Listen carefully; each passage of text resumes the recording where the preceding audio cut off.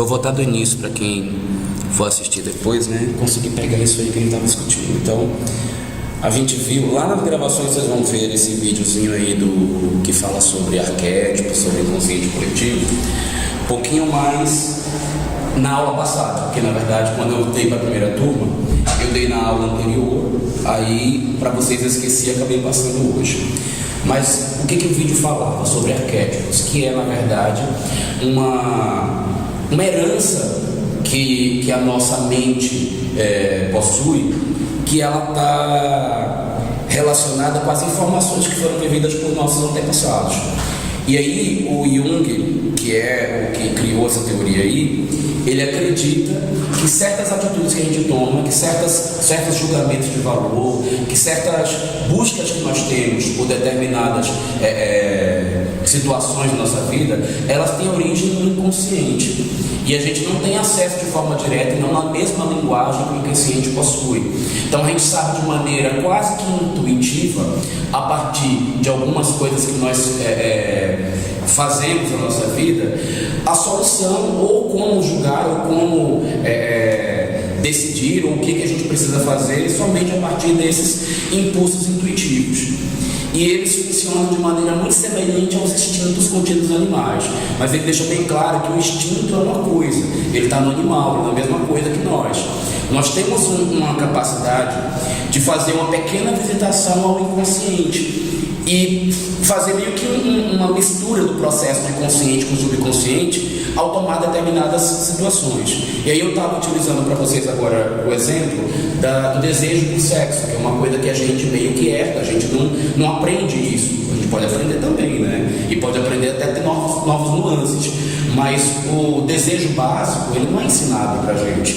Assim como o instinto de proteção da mãe com relação ao filho. Isso é uma coisa que automaticamente, ao ela ter o filho, ela muda de configuração e ninguém ensina isso para a mãe. Do mesmo jeito que existe isso para nossas atitudes mais básicas, a gente começa a criar algumas estruturas que permeiam nossas atitudes, nosso comportamento, até nossa desenvoltura psicológica, que vão obedecer certos padrões de comportamento. O Jung, por exemplo, ele cita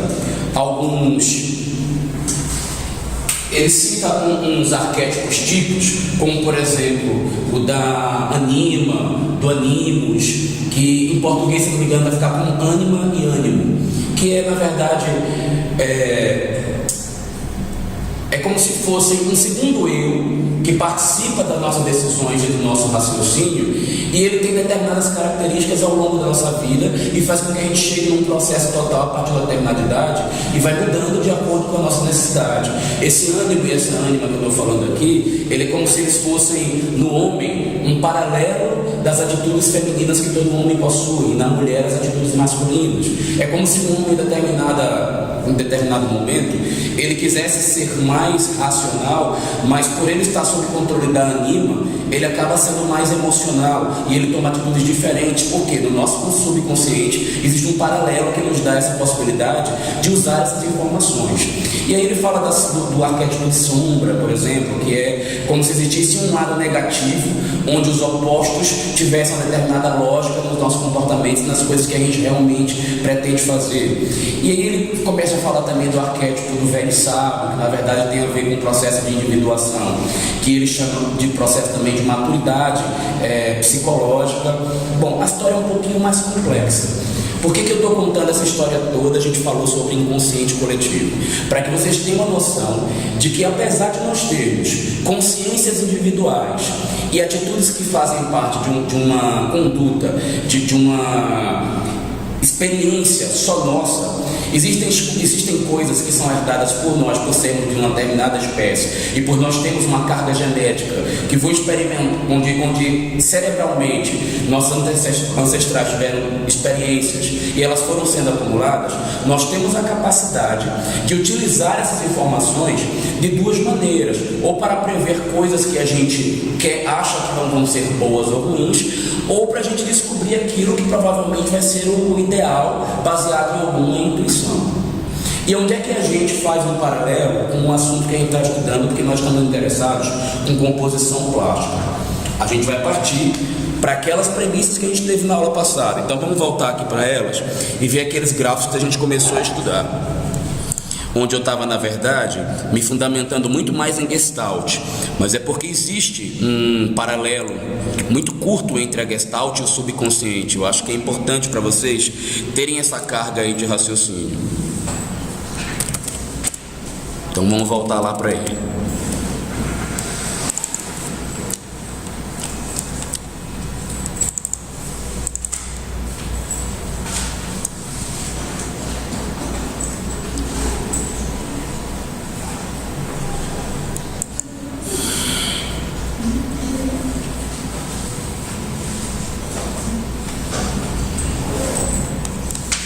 Então, na aula passada, a gente começou a entender a ótica gestáltica, né? E vimos alguns princípios, como os princípios de proximidade, semelhança, pregnância, simplicidade. E eu falei de algumas percepções que são estritamente cerebrais, e a gente fez o teste, por exemplo, daquele círculo, né, onde o olho humano fazia sobreposição. Então existem informações da nossa avaliação visual e da nossa avaliação, inclusive estética, que elas estão baseadas somente em coisas que fazem parte de uma imagem mental que o nosso cérebro transmite ao nosso pensamento. E aí, baseado nisso, eu propus uma releitura dos autores que falam de composição visual e uma metodologia que meio que resume. Deixa eu ver aqui se isso aqui tá bacana, que eu acho que tá cortando um pouco o quadro, que tá melhor para quem tá assistindo. Certo.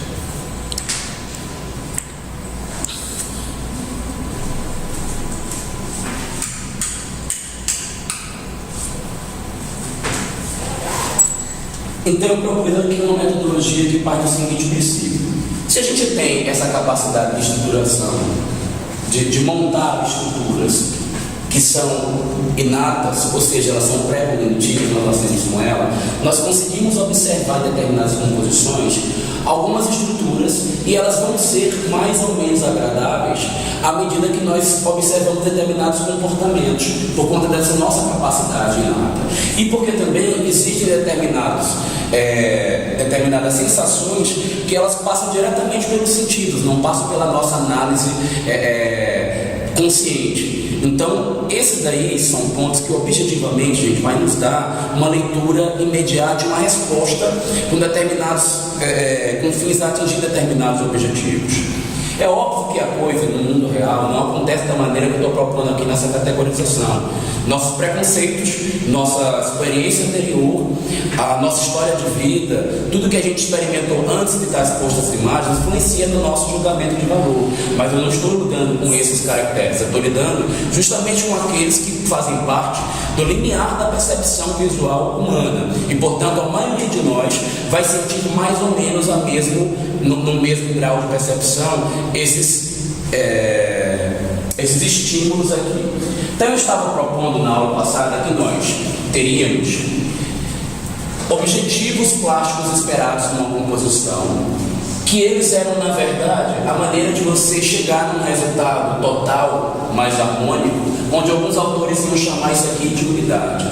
Cada um desses termos que estão elencados aqui, gente, eles existem em várias literaturas. O que eu fiz foi fazer uma banhada do que cada um desses caras chamam de uma maneira mais profunda, muitas vezes até filosófica, e pegar esses termos e transformar num alvo de análise mais objetiva e que vocês possam utilizar em projetos de arquitetura.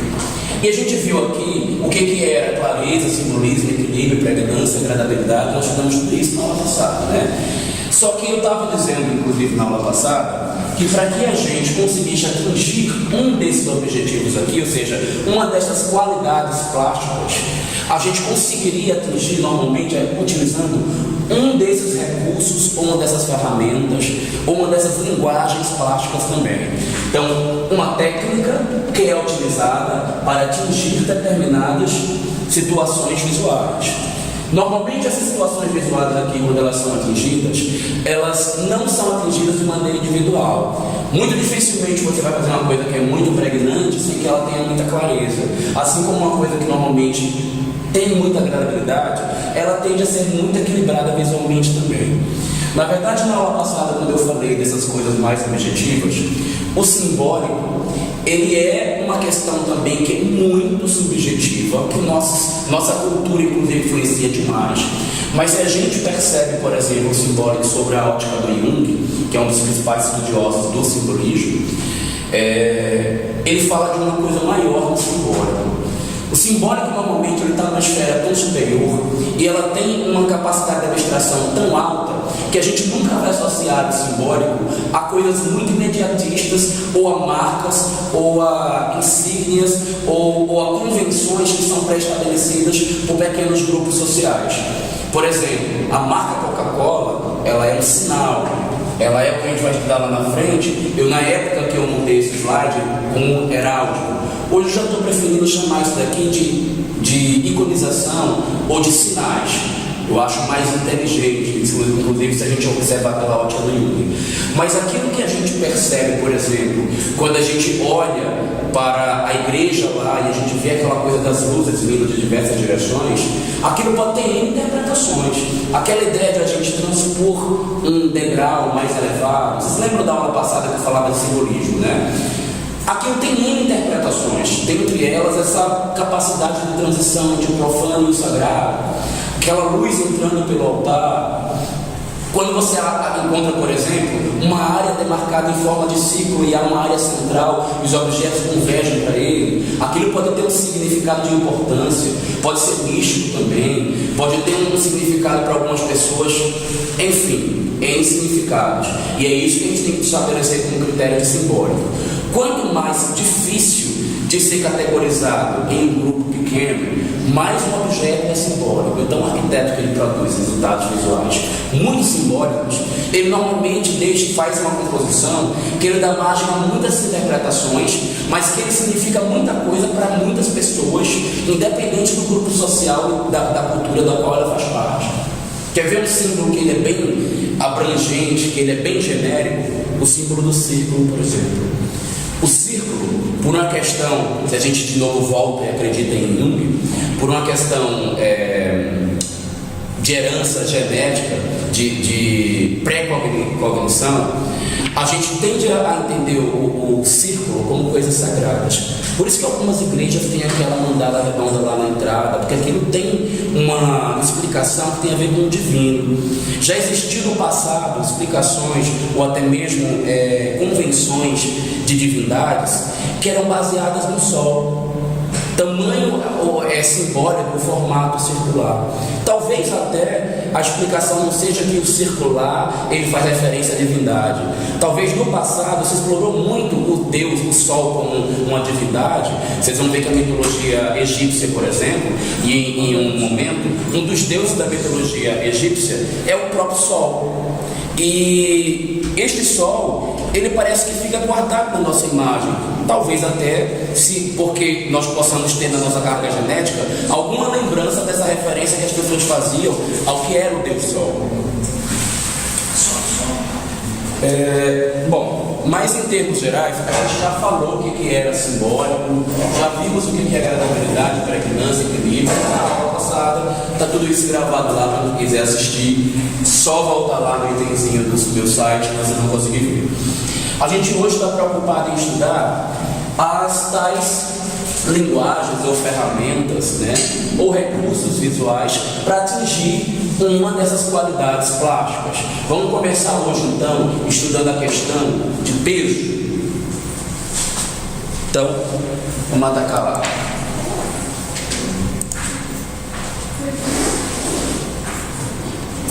Peraí, estou achando que eu bati no lugar errado.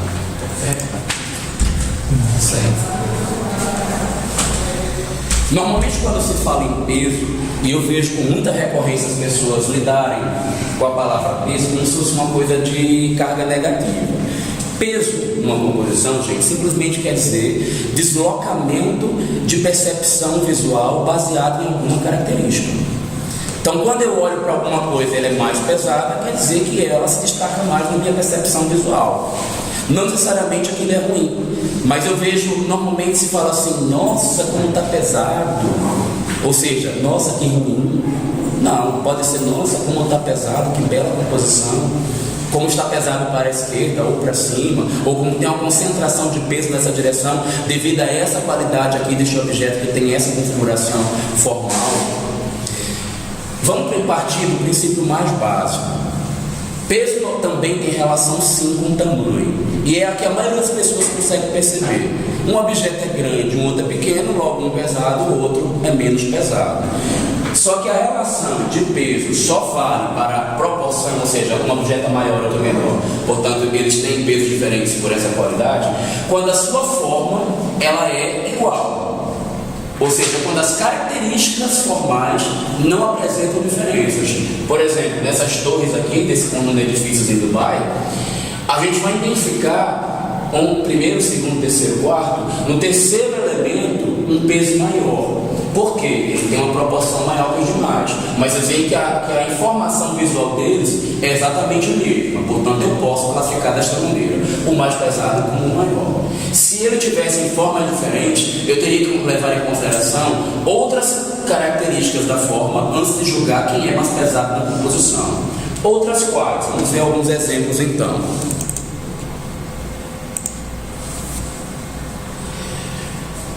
Bom, a gente não pode analisar características das formas dos objetos somente sem considerar o contexto no qual eles estão incluídos.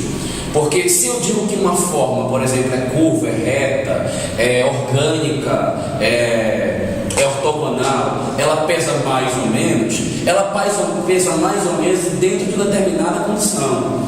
Tudo aquilo que é menos comum tende a ter um maior peso visual. Portanto, quando a gente está numa situação, por exemplo, eu vou tomar alguns exemplos aqui dos casos de arquitetura. Numa área externa, numa concepção natural, normalmente as coisas são orgânicas, não é assim que é a natureza, irregular, orgânica. Uma figura geométrica extremamente bem definida, ela tem um peso muito maior porque nada além dela se destaca com aquela forma diferenciada. Então, ter uma determinada originalidade na forma faz com que ela seja percebida com uma forma diferente.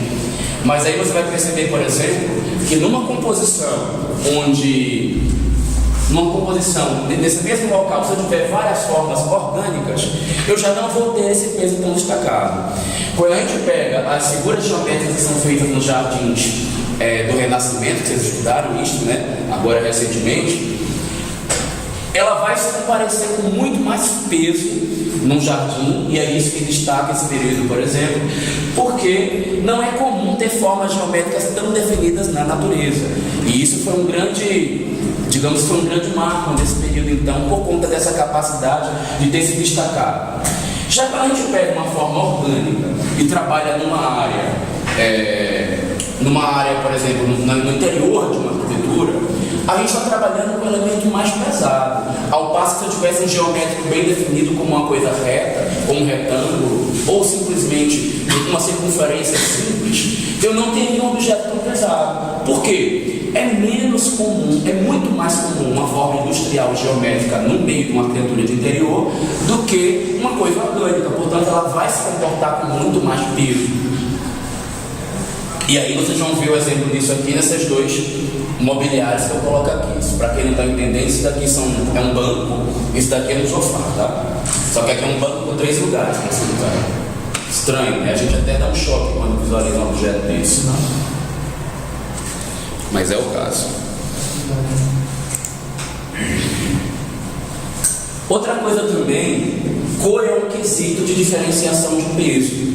O mesmo objeto que tem uma cor branca não pode pesar igual a um objeto que tem uma cor vermelha. Mas, de novo, o contexto muda a condição de peso. Vou dar 2 exemplos para vocês. Vou ver se vocês mesmos já estão em condições de fazer uma autoanálise em relação a isto. Qual é a cor que vocês acham que é mais pesada em se tratando do mundo artificial em que o homem vive? Não estou falando do meio da natureza. O que vocês identificam como mais pesado? Vermelho. Tem mais? Azul. Vermelho, azul. Não. Azul é pesado para você? Roxo. Busca uma justificativa aí. Depende azul na natureza, eu acho que a gente só encontra não sei, não tem uma flor azul, uma fruta azul, uma árvore azul. Vamos estabelecer um paralelo de referencial para justificar o que você está falando. Se eu estou num ambiente como os que nós temos aqui na faculdade, onde a maioria é branca, a maioria dos objetos é branco, ou bege, ou tudo neutro, azul é uma cor pesada. Nesse contexto, o azul é pesado. Mas se no mesmo contexto eu coloco azul, preto, vermelho e roxo, você concorda que azul vai comparecer como o mais leve de todos eles? Então é bem por aí. Agora, óbvio, vamos ter que de novo, numa outra escala de avaliação, saber quem é mais pesado. Porque eu posso ter um azul super saturado e um vermelho desbotado. O vermelho desbotado é rosa, né? Quem será que vai pesar mais? Um azul marinho ou um rosa clarinho, bebê? Talvez azul marinho. Mas se a gente pensar que todas elas estão na mesma quantidade de saturação, ou seja, a matiz está no mesmo comprimento, a gente vai encontrar, provavelmente no mundo artificial, vermelho, preto, roxo, como cores que comparecem mais como destacadas numa área artificial, uma área antropizada. Já quando a gente pensa na natureza, a coisa não é tão assim, né? É raro ter flores vermelhas? Não é. Logo, se não é raro, o vermelho não pesa tanto para a natureza. Flores roxas é pesado? Não. É raro? Acho que não pesou. É mais raro do que vermelha, concorda? Sim. Pelo menos no Brasil. Sim. Né? Portanto, o roxo vai se destacar um pouquinho mais ainda no paisagismo do que o vermelho. Só que aí tem que avaliar uma outra coisa. Se destaca não somente aquilo que nossas células de percepção dos cones conseguem ler por diferenciação de cor. Aquelas que se destacam também por identificação do bastonete, que é o que identifica claro e escuro, e vê o volume e a profundidade, também muda a nossa percepção. Amarelo, vocês acham que grita na visão quando está numa grande composição no exterior? Mas não grita por uma questão de estar estimulando nossa percepção de cor. Grita porque o amarelo, dentre todas as cores, é o que mais emana luz. Ao contrário do violeta, que é o que menos emana luz, ou roxo, ou púrpura, tá? Não sei como é que vocês chamam o violeta, que é quase tudo a mesma coisa. Tem pequenas diferenciações de tonalidade. Um roxo, por exemplo, ele tem uma leitura na área externa. Dificilmente, gente, algo que é colorido, ele vai ter peso como na área externa, como ele tem numa área interna, numa composição, ou seja, num meio artificial e num meio natural. Porque os graus de raridade de determinados elementos são diferentes, porque as proporções a serem analisadas são diferentes, ou seja, uma parede vermelha 4x4 aqui dentro é um mundo de vermelho, mas uma parede vermelha 4x4 lá do lado de fora é só um pontinho vermelho perdido numa paisagem quilométrica. Então, o referencial de análise muda de novo, certo? A gente tem outro parâmetro compositivo. Deixa eu ver se tem mais alguma coisa para a gente notar. A posição de onde está a cor muda também, certo? Aliás, é bom que vocês saibam que a gente tem a cor como nosso aliado para reproduzir diferenças nos volumes. Nós produzimos novas formas e novas sensações nas pessoas também a partir de volume. Não é o caso aqui do chão, porque o chão está branco. Mas vocês perceberam que tem uma base preta ali no objeto? Vocês nunca pararam para pensar por que os designers e os arquitetos têm essa mania doida de ficar pintando a base das coisas de preto? Por que será? Destaca mais as outras opções.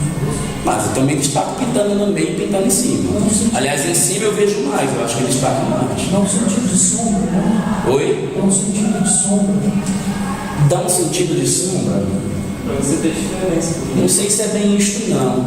Faz o seguinte, olha. Piso normalmente é branquinho, clarinho. Pois é, um piso branco. Bege, né? Mas quando a luz bate, a parte de baixo costuma ficar sombreada e dá uma escurecida. Essa área que está escurecida, se eu passar uma coisa preta, o que vai acontecer? Vai sumir da nossa percepção. Quando a base de um objeto some e eu olho para ela, eu percebo como se a base não estivesse lá. Sabe o que normalmente um profissional está praticando, está provocando quando ele faz isso? ele está dando leveza na peça, porque ela está inclusive descolada do chão. Algo que está descolado do chão está levitando, está tão leve que não toca o chão. Entenderam por onde vai o raciocínio? É bem por aí. Mas você também pode fazer isso através de contraste e, por exemplo, uma coisa enorme e pesada, e aí você de repente parte com preto. Preto é como se estivesse aniquilando a existência de um objeto. E uma coisa preta, ele divide um inteiro em dois. Então proporções muito grandes podem virar proporções pequenas e serem menos pesadas quando a gente usa preto na composição. Me cobrem, depois que eu passar essa parte toda, porque eu não quero que o vídeo fique muito grande, de eu mostrar uma obra para vocês onde eu precisei fazer isso daqui, só que era em cima. E eu aniquilei um pedaço superior e fica invisível na percepção à noite. Na foto vocês não vão ver, né? Porque infelizmente eu não consegui tirar muito. Mas isso é uma das cartas que o profissional tem na mão. O grau de elaboração da forma também muda o peso e a percepção e o quanto ela vai ser mais interessante para a gente. Normalmente, casas geométricas, elas são mais raras ou elas são mais comuns? São mais raras. O comum é aquela casa cheia de telhado, né?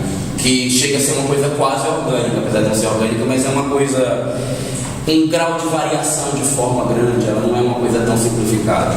Então nós temos tendência a perceber as casas geométricas como destacadas e como com uma percepção maior voltada para essa composição, porque a grande maioria das concepções outras não tem esse formato geométrico.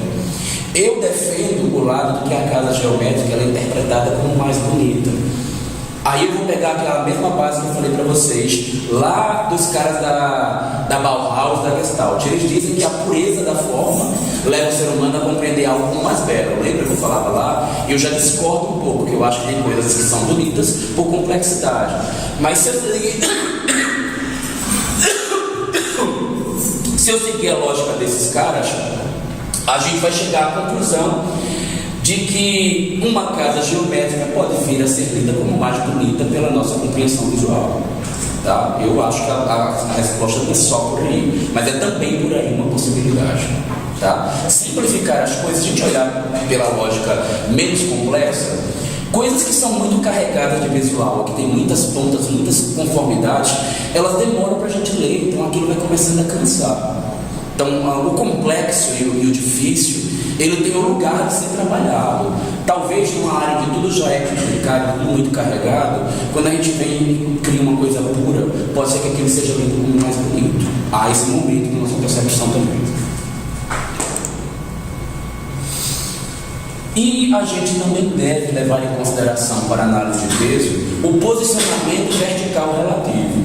Ou seja, aliás, vertical e horizontal, ambos têm que ser levados em consideração. Acho que na aula passada eu já comecei a falar de equilíbrio, né? E a gente já percebeu que quanto mais a gente se afasta do eixo de gravidade de uma composição, mais a gente tende a trazer peso para ela. E quanto mais ela está próxima do eixo, menos ela tende a ser pesada. Aqui a gente tem peso por dois. Tem peso demonstrado na composição concentrado à direita ou à esquerda.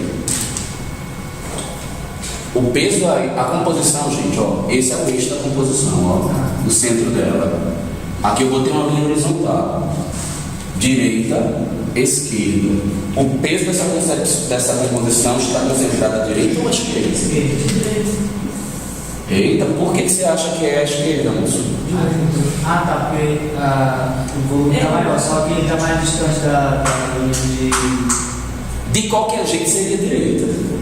Porque mesmo que eu colocar equidistante, você concorda comigo que esse objeto aqui tem uma proporção tão maior que ele causaria peso deslocado à direita de qualquer forma? Só que além disso, eu ainda desloquei para a direita. Só que eu poderia reduzir essa sensação se eu colocasse esse objeto para cá e colocasse mais leve, mais para longe da composição. Ou se eu criasse uma forma nele que desse a ele um destaque de peso. Ou se eu acrescentasse uma outra quantidade.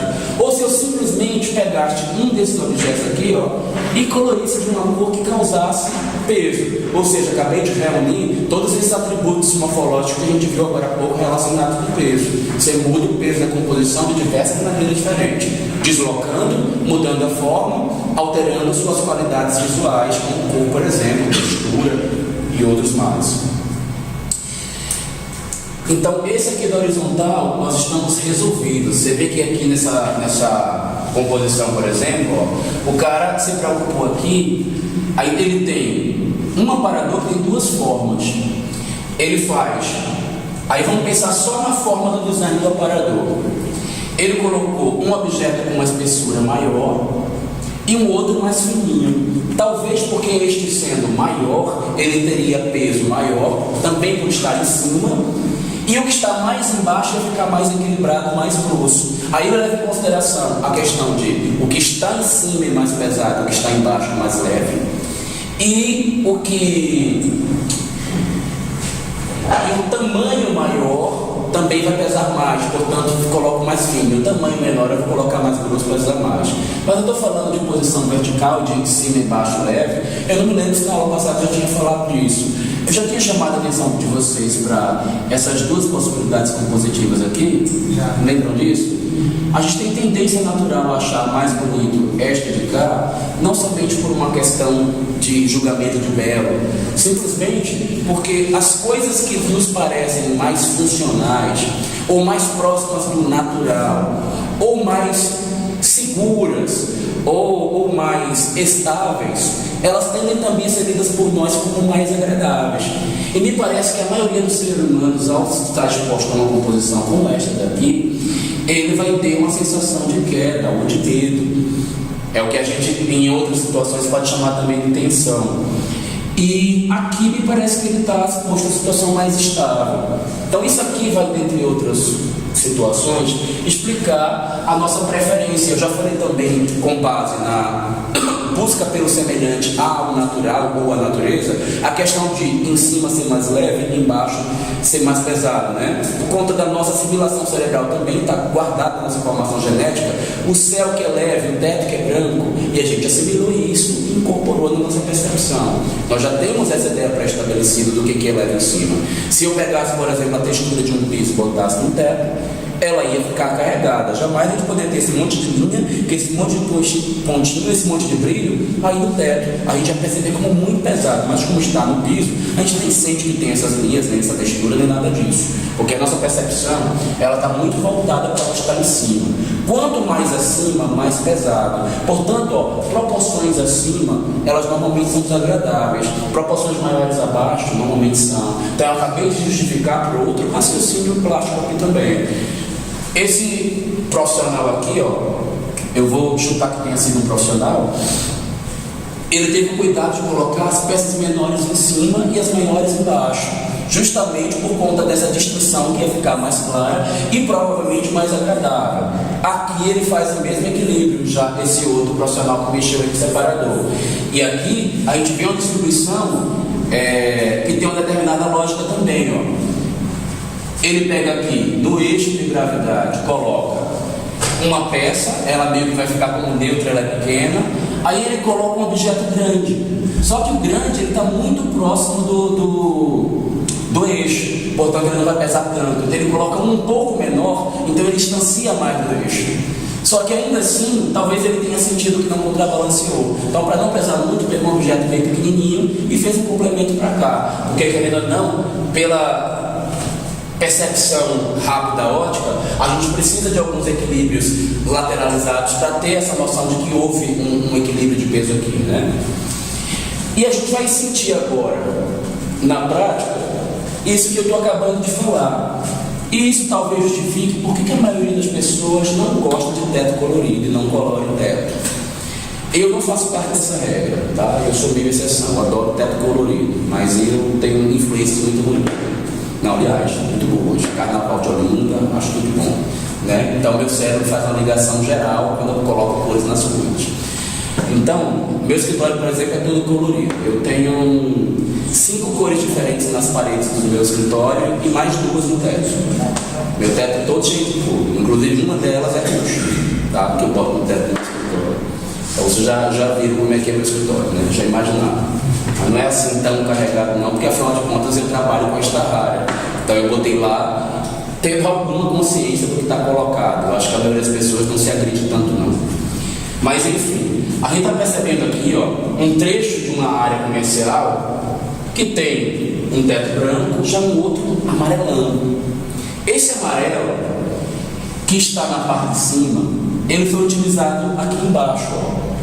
Com certeza a maioria das pessoas que tivesse posto essa observação visual aqui, ela vai sentir como mais pesado o que foi trabalhado no teto do que o que foi trabalhado nessa coluninha amarela. Por quê? Primeiro que a proporção é muito maior, e depois que o que está na posição mais abaixo em relação à vertical, ela sempre pesa menos do que o que está lá em cima. Então isso vai explicar por que a gente normalmente não colore tetos. Nada impede de você causar um destaque numa área de teto para causar um peso, um deslocamento de peso para cima. Só que você precisa ter consciência se realmente é aquilo que você deseja. O peso é para cima, por quê? Para equilibrar o que existe do outro lado. Porque de repente um peso que está em cima, ele está à esquerda e à direita tem outras coisas muito mais pesadas competindo com aquilo. E pode ser que você crie um equilíbrio visual. Então essa situação onde você pode ser cabível trabalhar com essa situação. Vocês estão entendendo bem, gente, o que eu estou querendo chegar? Está ficando claras as ideias? Vocês conseguem ver esse paralelo no projeto de vocês, né? Por favor, me interrompem se não virem esse paralelo, porque essa aula não faz sentido se não for para dar repertório a vocês de técnicas para compor o visual dos trabalhos dos projetos de vocês. Não só dessa disciplina, mas de todas que vocês estiverem estudando. De preferência que façam bastante na minha, né?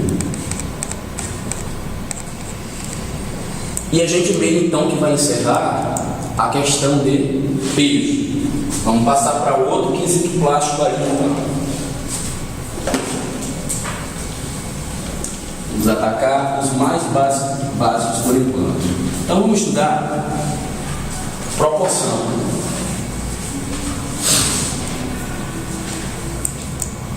Uma das regrinhas mais básicas que vocês devem ter tido contato foi a questão da proporção áurea. Essa daí eu acredito que vocês já estiveram estudando isso aí em mais de uma disciplina, né? Existia um estudo na antiguidade clássica, e aí provavelmente partiu-se de uma análise que foi feita da natureza, e aí vai partir da mesma premissa que eu já falei para vocês.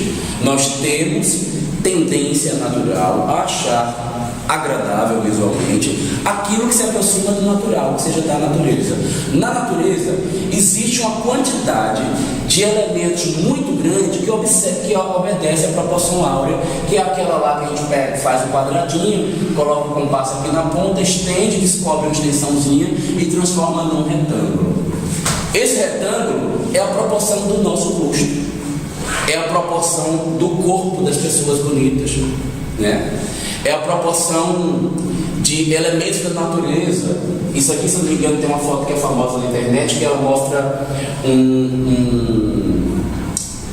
que fica um caramujo dentro. Esqueci o nome daquele, um caracol que obedece a esse formato. E essa recorrência vai acontecendo com tanta frequência que os povos pré-helênicos começam a tomar isso como um partido para fazer as proporções dos seus tempos. E a gente vai perceber que ao longo da história da humanidade, a gente começa a transferir isso para tudo quanto é objeto. Os nossos formatos de tela de TV, eles são proporções áureas. A prancheta que vocês estão estudando é uma proporção áurea. O formato do papel é uma proporção áurea. As telas dos artistas, essa sim tem que ser uma proporção áurea. Ali é onde está a maior preocupação possível com ter proporção áurea, porque é entendida como a proporção mais agradável para o nosso olhar. Até aí, básico, né? Só que existe uma outra preocupação. Estudou-se também que na nossa percepção se destaca alguns pontos principais dentro dessa proporção.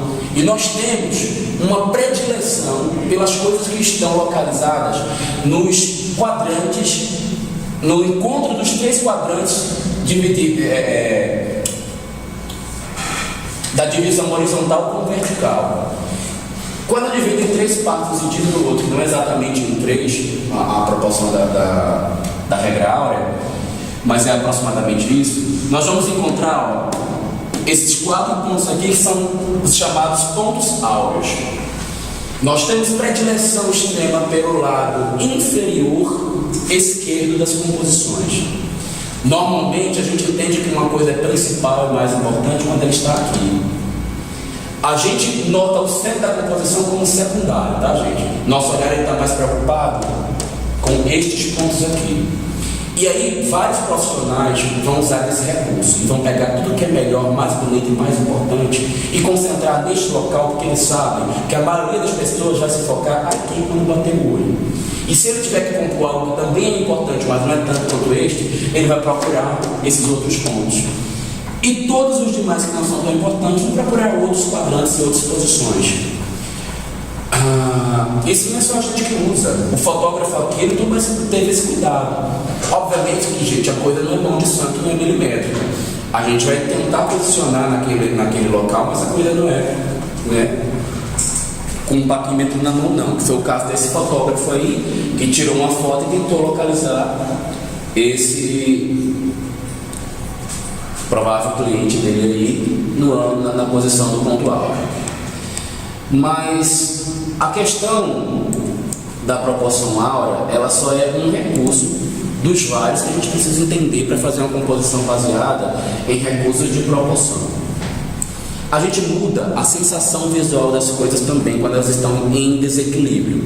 Quando há uma quantidade muito grande de sensações horizontais, pode ser que a gente se perca nessa sensação e ache ela desagradável. Ou você entra num ambiente que é muito apertado e você quer corrigir. Aqui, por exemplo, a gente tem uma sala onde ela é muito baixa e muito estreita.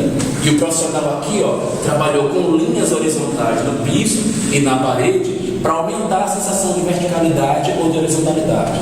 Aqui a gente quis aumentar para corrigir a proporção, mas tem profissional que ele quer reduzir, como aqui, por exemplo, uma sala que tem um pé direito muito alto, e aí ele trabalhou com elementos horizontais e até a própria estrutura que ele compôs aqui na horizontal para quebrar um excesso de sensação de verticalidade na composição. Nessa obra de arte que segue aqui, dos irmãos Wright, ele tem uma cena, um cenário de uma obra de arte extremamente alongada, a gente não está aqui no ângulo onde ela está alongada, e ele contrapõe com outros elementos perpendiculares para que a proporção fique mais próxima do adequado. Eu vou chutar que talvez ele esteja procurando intervalos áureos aqui também. Aqui a gente tem uma tela, uma obra de arte, demasiadamente comprida, talvez, na análise de alguns, e o artista até compõe esse quadro em várias telas para que a percepção do objeto não seja uma coisa tão longa. Talvez ele não tenha se detido ao detalhe de serem proporções áureas. Eu, se estivesse fazendo um trabalho como esse, eu tomaria esse cuidado, já que se quebrarem proporções muito alongadas pode ficar agradável, quebrar e ainda produzir proporções áureas pode ser mais agradável ainda o resultado. Aqui já vai perceber, por exemplo, isso é um recurso extremamente utilizado pelos arquitetos. Isso aqui foi utilizado pelo Norman Foster. Prédios em altura, verticalizados, e aí ele quebra as alturas do prédio com diversas linhas. E ao invés de você chegar embaixo ter a sensação de uma coisa muito alongada, você na verdade tem várias proporções mais agradáveis. E na verdade você cria aqui não só esse elemento visual, que a gente vai ver daqui a pouco, que é que ele já trabalha com contraste e trabalha com ritmo. E aí ele vai dar uma nuance, ele vai triplicar a nuance de fatores plásticos dessa obra dele, só por ter estabelecido esse padrão de linha na composição da fachada. Como não poderia deixar, se tem um cara que sabe fazer composição, é o Niemeyer. Em termos de proporção, ele é um dos melhores também. Existe um recurso de proporção, gente, que alguns autores chamam de... Peraí, esqueci o nome. Dominância. E aí as literaturas, cada uma cita de uma maneira diferente esse recurso de dominância. Como que eu entendo de dominância? Como é que eu entendo a dominância? A dominância, ela normalmente aparece como uma composição que está numa proporção tão elevada em relação ao seu entorno que ela ganha um destaque na percepção e passa a se tornar mais importante por conta disso. Mais do que importante, essa composição ela ganha caráter de monumento. Então, normalmente a gente atinge a sensação de monumentalidade das coisas, fazendo com que ela tenha proporções maiores que tudo que está no seu entorno e isolando ela a uma distância razoável, para que nada possa ser percebido ao seu redor. Aí vocês vão entender por que nas exposições de obra de arte onde aparecem esculturas, o escultor não deixa você encher de florzinha ao redor da escultura dele. Ele não deixa botar plantinha. Nenhum escultor gosta de planta competindo com a sua escultura. Por quê? Ele perde o caráter de monumentalidade. Ele perde a sensação de dominância da obra, que é uma coisa que a maioria dos arquitetos e dos escultores busca quando ele compõe uma obra que precisa ter um certo destaque, que precisa ter uma certa preponderância em relação ao seu entorno. E aí vocês vão entender agora por que Niemeyer não deixa fazer paisagismo ao redor dos prédios dele. Porque ele quer que a sua obra tenha dominância, que ele é um recurso de proporção que ele faz consciente. E às vezes ele duplica essa proporção, né? Porque ele isola, não coloca nenhum elemento que compita, que consiga competir, e aí joga o espelho d'água, e a proporção que já era grande, ela fica maior ainda na nossa percepção. Então, ele não faz essas coisinhas aqui sem querer, devagarzinho, não. O cara sabe muito bem onde ele está colocando. O que ele faz de erro no resto da arquitetura, ele faz muito bem na questão visual e compositiva. Né? Porque eu não sei se eu consigo, além da parte plástica, elogiar mais nada aqui, infelizmente. Adoraria, mas não é a minha percepção sobre a obra dele. Ficou entendido aí, gente? Questão de proporção? Vamos passar então para um outro recurso.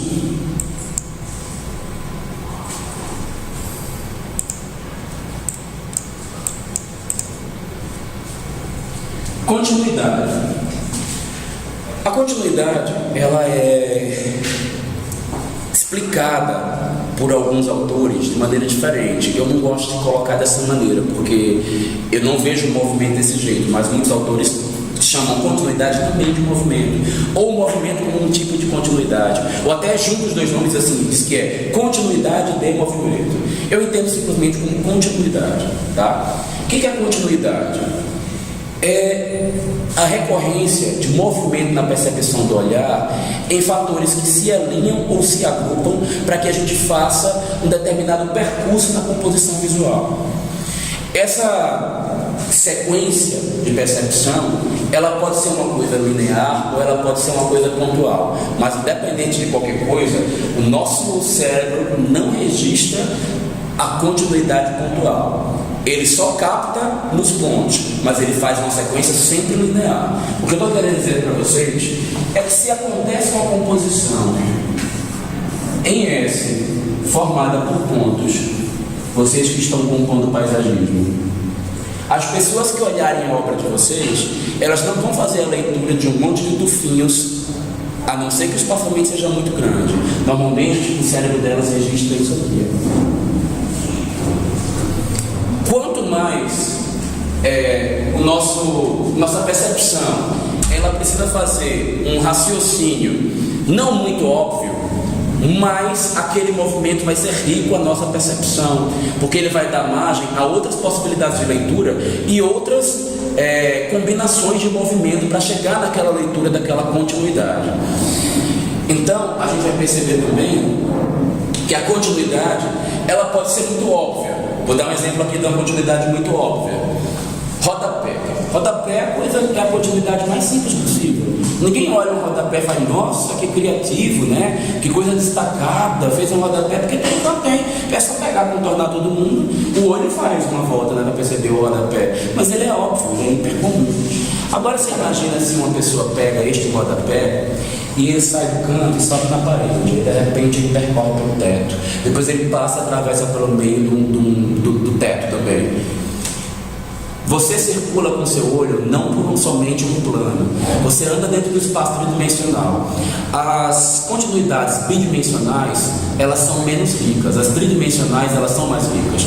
Ou seja, se eu faço uma composição que ela está dentro de um único plano na parede, eu tenho um movimento pequeno e bidimensional. Quando eu vou para outra, eu estou saindo do espaço XY e perpendicular a esse plano, eu estou fazendo um plano Z para fazer análise.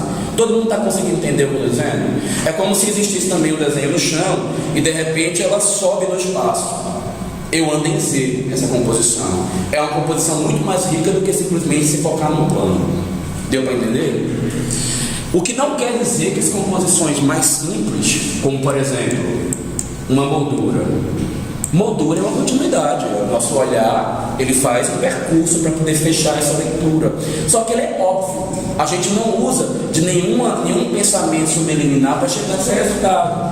Então as pessoas entendem sim molduras como coisas bonitas, mas quanto mais óbvia, talvez menos rica possa ser a interpretação de leitura desta continuidade, porque o original, querendo ou não, ele ainda é uma coisa percebida pelo nosso olhar e esperada pelaquela nossa compreensão de todo que eu tanto falava na Gestalt. Na natureza, as continuidades não são assim simples e curtas e óbvias, concordam? As continuidades, elas são longas, compridas e muitas vezes ela tem volutas, como a moldura que permeia o rosto daquela moça. Ela tem um rosto bonito e é moldurado por uma moldura extremamente complexa, cheia de voltas e que provavelmente não vai fechar certinho embaixo do queixo dela. Está terminando cada uma no local e dando voltas completamente regulares, né? A gente persegue isso também. Eu diria para vocês que a maioria das pessoas vai achar mais rico uma composição de molduras de uma fachada, quanto mais complexas elas forem, do que simplesmente um quadradinho. Dentre outras coisas, por esse motivo aí, mas também pela questão da originalidade. Olha o que acontece nessa moldura dessa casa aqui, que é de autoria minha. Aqui é a frente da casa, aqui já é a lateral da casa. A moldura que eu estou colocando aqui nesse vidro, ela começa aqui nessa fachada, percorre a parte de cima, dá a volta no outro plano, então eu já naveguei em XYZ. E aí descia aqui de novo. O que foi, Douglas? Compartilha aí com a gente a parte aí que está tão filosófica das molduras. É porque eu falei que era de minha autoria, né? Exibido, né?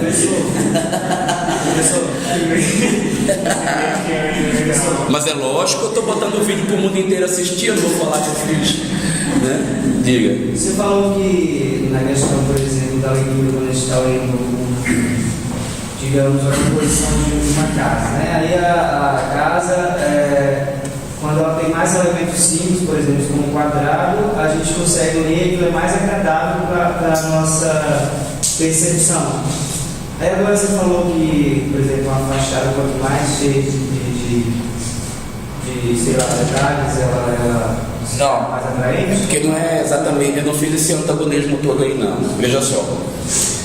As relações de composição, elas são sempre relações de contexto. Todo elemento só pode ser analisado quando você está numa determinada situação onde você sabe o todo do qual ele está contido. Então vamos pegar o exemplo dessa casa que eu estou falando. No todo das composições de casa, a maioria das casas tem moldurinha simples. Talvez, por uma questão de ser original, fazer a moldura que não seja só um quadrado, pode ser que torne ela mais bonita por ser original e as pessoas entenderem como não óbvio. Mas pode ser também que uma sequência de molduras muito elaborada se torne tão complexo que a maioria das pessoas entenda como carregado também pela questão do contexto, porque ela está entendendo que o normal é ser simples, e aí quando você carrega demais, sai muito fora do normal. Então, para tudo existe um limiar e uma linha mediana que a gente também tem que tomar ela como referência. Tá? Oi? Questão de composição, né? É sempre contexto e é sempre referencial. Nunca é uma questão absoluta analisar uma composição. Você precisa ver o meio que ela está contida. Que é aqui, ó. Vou dar um outro exemplo. Olha a moldura da varanda do quarto do casal. Eu não fiz nada complexo. Eu poderia simplesmente pegar uma moldurinha branca aqui, fazer assim, dar a volta e cair do outro lado. Mas eu peguei a moldura e engrossei em cima para tocar no teto. É simples, eu não fiz nada complexo, mas é diferente das tradicionais. E talvez por isso ela possa ser avaliada como mais bonita, pelo quesito de originalidade, que é um que a gente vai estudar daqui a pouco também. Tá? Mas aí eu estou querendo falar de uma continuidade que não é óbvia, tá? Quando eu dei esse exemplo, mas acaba batendo na questão da originalidade. Pelo que eu entendi, então, vezes uma moldura mais tradicional, mais óbvia, ela pode ser agradável, mas não Pode. interessante. E de qualquer forma. Mas não o quê? Não pode ser agradável aos olhos, mas não tão interessante, porque ela está no óbvio. Mas se ela for mais elaborada, ela pode ser mais interessante por ela ser elaborada e não fugir desse original. Não necessariamente, o buraco é mais embaixo, a coisa não é tão simples assim. Deixa eu concluir a ideia dela. Olha só, se eu já estou com uma casa que ela tem um parâmetro de linguagem muito complexo, talvez a única moldura bonita seja a simples quadradinha retinha. Ou talvez, mais bonito ainda, é não ter moldura. Eu, por exemplo, faço uma avaliação hoje das obras de arte. Eu tenho pavor de moldura ao redor de quadro. Para mim, quadro não foi feito para ter moldura se ele for bom. Para mim, moldura, porque o quadro ele tem uma informação a ser lida na minha leitura. Não estou dizendo que isso é a verdade absoluta, não. É a leitura plástica que o Raul faz quando ele vê uma obra de arte. Né? Não estou dizendo, não é um dogma para vocês. Isso é uma leitura minha, é particular. Por isso que eu estou dizendo que tem que se analisar o contexto. Nem quero que vocês usem como referência o que eu penso. Quando eu frisar eu penso assim, é uma coisa. Quando eu estiver falando da coisa mais universal aqui, já é outra, tá? Mas por que eu acho isso? Porque eu estou muito interessado naquele monte de informação visual que tem dentro do quadro. Eu, por exemplo, eu gosto muito de surrealismo, eu gosto muito de abstracionismo. E quanta informação tem ali dentro? Muita. Tem um quadro que ele... Não vou conseguir lembrar o nome dele agora, me deu um branco só porque eu preciso do dado dele. Mas ele é alguma coisa... Jardim das Delícias. De Bosch. Bom, eu sou fã desse quadro, sou apaixonado por esse quadro. Mas a quantidade de coisa que tem no Jardim das Delícias, aí não precisa nem explicar porquê, né? Que eu gosto tanto do Bosch e desse quadro. Porque ele, na verdade, ele é um surubão, né? É um quadro do Bosch, é um surubão gigante. Ali tem tanta informação e tanta coisa para ser entendida, para ser abstracionada, para ser compreendida, que eu não quero ler mais nada. Eu acho que já deu ele, uma moldura mais ali para eu ler, uma informação que não me completa, que eu não estou querendo ela, tá? Mas a moldura também pode ser uma delimitação de algo que você está querendo comunicar. Então, nunca é uma análise assim isolada. Ela precisa analisar muito mais o contexto. Será que eu enrolei e não respondi ou respondi o que tu queria? Nem ela sabe o que é. É que eu estou te dizendo é que você não pode querer dizer que a moldura tem que ser complexa ou ela tem que ser simples ou que tem que ter moldura, porque meu interesse aqui não era moldura, meu interesse aqui era falar sobre continuidades. E aí pode ser que o barato seja nem ter moldura, tá? Por exemplo, a maioria dos meus amigos e dos arquitetos que eu analiso, os bons, eles não fazem moldura. Eu particularmente, também, se tiver que fazer um quadradinho, eu prefiro tirar. Eu já gosto de complexidade, eu não sou aquele cara clean que gosta da coisa leve. E aí, de novo, vou dizer que isso aqui é particularidade minha, porque o clean, o leve, o minimal, ele tem o seu lugar e a gente vai estudar daqui a pouco. Mas, olha aqui, ó, essa moldura. Ela é uma moldura tripla. Tá vendo? Tem uma tríade aqui contida na moldura. Ela engloba 3 janelas e ela ainda encosta no teto e no solo da construção. Foi um raciocínio meu de fechamento para englobar um único elemento e até uniformizar. No meu raciocínio, eu estava simplificando com uma coisa complexa. Ao invés da leitura de 3 elementos, eu preferia que ele virasse um só e entenderia os 3. Tá? De repente, eu nem consegui atingir meu objetivo, mas foi a intenção quando eu fiz essa composição. Professor, o objetivo também foi criar essa expectativa de verticalidade? Sim, também. Aumentar a verticalidade da construção, né? Ela era alta, aí aumentar um pouco mais. Só não foi minha intenção botar esse material ridículo aqui, essa imitação de pedra que meu cliente quis botar de cerâmica, porque meu projeto era pedra. Mas aí, como dava menos trabalho e ele queria ver pronto logo, ele convenceu a esposa dele a comprar essa cerâmica horrorosa. Eu não gosto muito não, ainda bem que só dá para ver de longe. Bom, mas ela ia falar.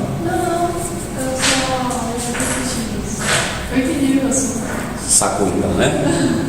Sim, mas não estou querendo falar de moldura não, gente. Eu botei a moldura aí só para a gente sacar continuidade. Vamos voltar vendo as continuidades.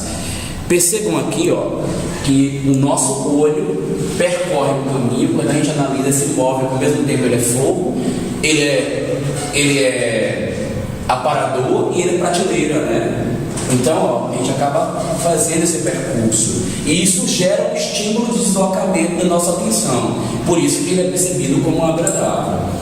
Talvez até o próprio desenho que o nosso olho faz, ele componha uma imagem na nossa mente, e isso pode vir a ser agradável. E talvez ele, por ser mais movimentado, ele estimula nossa mente a ser agradável também, porque na natureza a gente tem essas sinuosidades, né? E essa continuidade, e a gente tem tendência natural a achar que é bonito as coisas que são próximas do natural. Aqui a gente vê de novo, ó, um outro exemplo de composição, onde é bancada, é pia, é prateleira, é tudo ao mesmo tempo, né? Integrado numa única forma que tem continuidade. Mas eu falei para vocês que o nosso cérebro não marca somente as coisas que são lineares. Às vezes composições pontuais são lidas como continuidade. Vocês conseguem fazer leitura de dois tipos de continuidade aqui? Se conseguem, aonde? Isso. E se usar o princípio que eu acabei de falar, ele é bem rico, né? Porque ele ultrapassa o limite tridimensional, né? Ele anda no piso, sobe na parede e volta pelo teto.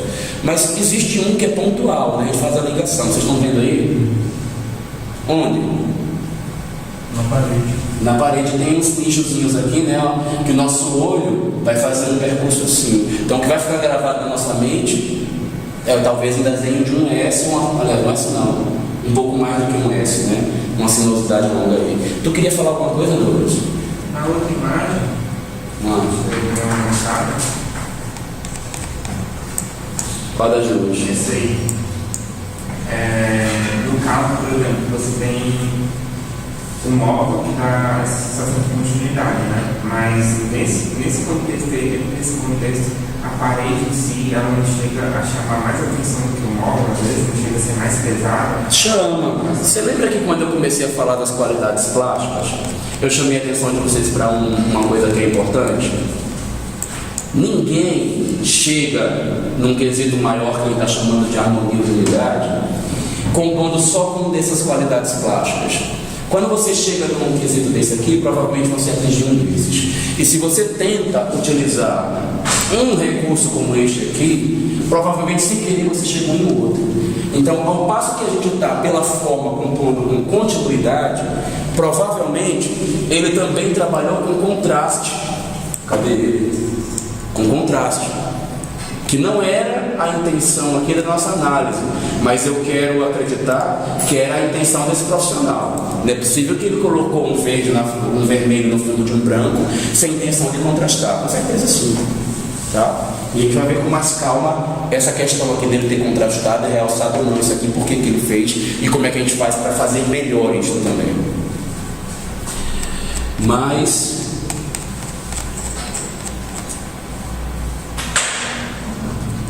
deixa eu ver aqui. Eu vou dar uma paradinha nesse ponto, porque eu não sei como é que está na gravação, para ver se eu vou continuar com originalidade, complexidade, ou se é nesse ponto que eu precisava parar. Espera só um tiquinho. E se for o caso, a gente vai para o intervalo se eu tiver parado nesse ponto aí.